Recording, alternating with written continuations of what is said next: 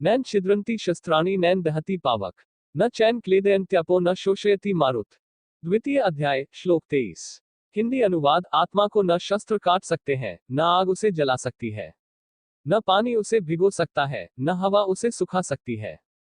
कर्मण्येवाधिकारस्ते मा फलेषु कदाचन मा कर्मफल हेतुर्भूर्माते। द्वितीय अध्याय श्लोक 47। हिंदी अनुवाद। कर्म पर ही तुम्हारा अधिकार है, लेकिन कर्म के फलों में कभी नहीं, इसलिए कर्म को फल के लिए मत करो और न ही काम करने में तुम्हारी आसक्ति हो। ध्यायतो विषयान् पुंसः संगस्ते शुभ जायते संगात संजायते कामः। द्वितीय अध्याय श्लोक 62। हिंदी अनुवाद। विषयों वस्तुओं के बारे में सोचते रहने से मनुष्य को उनसे आसक्ति हो जाती है। इससे उनमें कामना यानी इच्छा पैदा होती है और कामनाओं में विघ्न आने से क्रोध की उत्पत्ति होती है। क्रोधात् भवति सन्मोह, सन्मोहात् स्मृति विभ्रम, स्मृति भ्रंशात् बुद्धिनाशो, बुद्धिनाशात् प्रणश्यति। द्वितीय अध्याय श्लोक 63। हिंदी अनुवाद। क्रोध से मनुष्य की मति मारी जाती है यानी मूढ़ हो जाती है, जिससे स्मृति भ्रमित हो जाती है।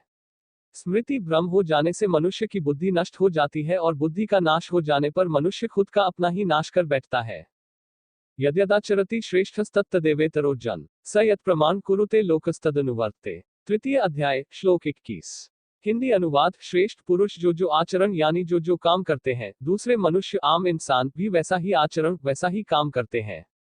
वह श्रेष्ठ पुरुष जो प्रमाण या उदाहरण प्रस्तुत करता है, समस्त मानव समुदाय उसी का अनुसरण करने लग जाते हैं। यदा यदा ही धर्मस्य ग्लानिर्भवति भारत अभ्युत्थानमधर्मस्य तदात्मानम्। चतुर्थ अध्याय श्लोक 7। हिंदी अनुवाद। हे भारत, जब जब धर्म का लोप होता है और अधर्म में वृद्धि होती है, तब तब मैं धर्म के अभ्युत्थान के लिए स्वयं की रचना करता हूं, अर्थात अवतार लेता हूं। हतो वा प्राप्यसि स्वर्गम जित्वा वा भोक्ष्यसे महिम तस्मात् उत्तिष्ठ कौन्तेय युद्धाय कृतनिश्चयः। द्वितीय अध्याय श्लोक 37। हिंदी अनुवाद। यदि तुम युद्ध में वीरगति को प्राप्त होते हो तो तुम्हें स्वर्ग मिलेगा और यदि विजयी होते हो तो धरती का सुख को भोगोगे। इसलिए उठो हे कौन्तेय और निश्चय करके युद्ध करो। परित्राणाय साधूनाम विनाशाय च दुष्कृताम धर्म संस्थापनार्थाय संभवामि युगे युगे। चतुर्थ अध्याय श्लोक 8। हिंदी अनुवाद। सज्जन पुरुषों के कल्याण के लिए और दुष्कर्मियों के विनाश के लिए और धर्म की स्थापना के लिए मैं युगों युगों से प्रत्येक युग में जन्म लेता आया हूं। श्रद्धावान लभते ज्ञानम तत्पर संयतेन्द्रिय ज्ञानम लब्ध्वा परा शांतिमचिरेणाधिगच्छति। चतुर्थ अध्याय श्लोक 39।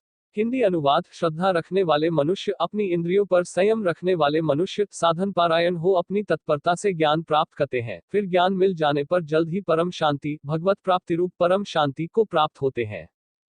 उद्धरेदात्मनात्मानं नात्मानं वसादयेत् आत्मैव ह्रात्मनो बंधुरात्मैव रिपुरात्मन। षष्ठ अध्याय श्लोक 5।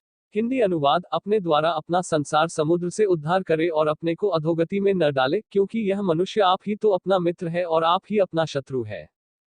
पत्रम पुष्प फल तोयम यो में भक्त्या प्रयच्छति तदह भक्त्युपहृतमश्नामि प्रयतात्मन। नवम अध्याय श्लोक 26।